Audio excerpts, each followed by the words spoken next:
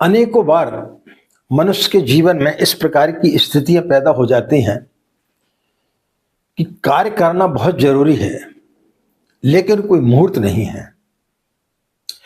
या आप कहीं बाहर जा रहे हैं किसी शुभ कार्य के लिए और आपका जाना उस दिन बहुत ज्यादा जरूरी है, लेकिन कुछ अशुभ संकेत आपको दिखाई पड़ जाते हैं। तो क्या ऐसी स्थिति में यात्रा को स्थगित कर देना चाहिए? या कोई शुभ मुहूर्त नहीं है लेकिन कार्य आपका उस दिन करना बहुत ज्यादा जरूरी है, तो फिर उस कार्य को करना चाहिए या नहीं करना चाहिए? राधे राधे, जय श्री कृष्णा, नमस्कार। मैं आचार्य पंडित गिरीश बारोलिया। मित्रों, हमारे ऋषि मुनियों ने जो काल की गणना जानते थे, उन्होंने काल की गणना करके इस प्रकार की स्थितियों को जाना कि किन परिस्थितियों में शुभ कार्य किए जाए और किन परिस्थितियों में शुभ कार्य नहीं करना चाहिए। जिन काल गणनाओं में हम कोई भी कार्य करते और उसके परिणाम शुभ होते उसे शुभ मुहूर्त कहा जाता है, और जिसके करने से अशुभता प्राप्त होती है उन्हें अशुभ मुहूर्त कहा जाता है।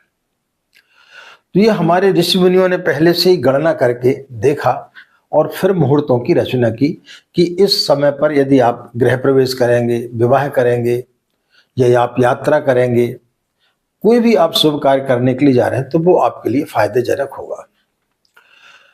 दूसरा क्या होता है कि हम जब किसी कार्य को शुभ मुहूर्त में करते हैं, जो हमें अपने पंडित जी ने बताया कि आप इस समय यदि विवाह करेंगे, इस समय गृह प्रवेश करेंगे, तो आपके लिए लाभदायक होगा।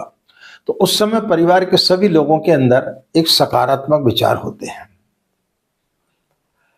और हमें विश्वास होता है कि हम अच्छे समय पर यह कार्य कर रहे हैं तो उसके परिणाम भी हमें अच्छे प्राप्त होंगे। लेकिन जब आप किसी अशुभ मुहूर्त में, अशुभ मुहूर्त का मतलब कि आपको पता है कोई मुहूर्त नहीं है, और उस समय यदि कोई कार्य करते हैं तो एक तो नकारात्मक आपके अंदर विचार होते हैं कि यार हम एक काम को तो कर रहे हैं, पता नहीं ये काम सफल होगा कि नहीं होगा। तो नकारात्मक विचार वैसे होते हैं। तो नकारात्मकता के कारण जो अशुभता नहीं होने वाली होती है वो भी अशुभता हो जाती है।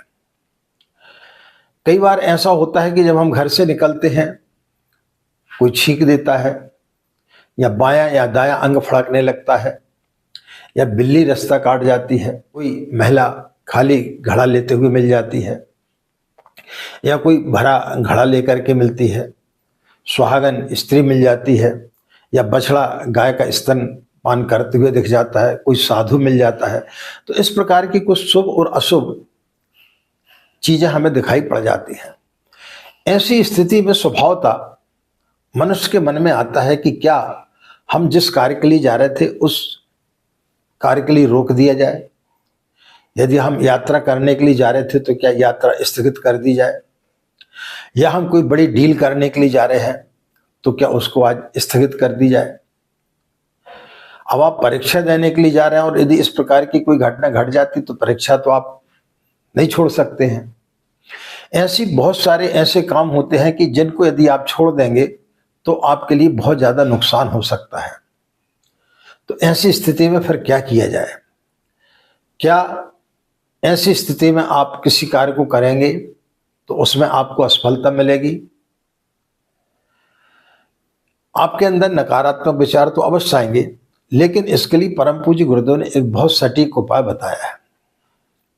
क्या उपाय बताया है कि गायत्री मंत्र ही एक ऐसा मंत्र है जो किसी भी अशुभता को, उसके दोष दुर्गुणों को जला करके भस्म कर देता है। तो ऐसी स्थिति में आपको क्या काम करना चाहिए? स्नान आदि करने के पश्चात में पूर्वमुख होकर के पीले वस्त्र धारण करके बैठ जाए और कम से कम 108 बार आप गायत्री मंत्र का जाप कर लें, और उसके पश्चात आप किसी भी शुभ कार्य को करेंगे तो उसमें किसी प्रकार की कोई भी अशुभता नहीं रहेगी, भले मुहूर्त हो या ना हो।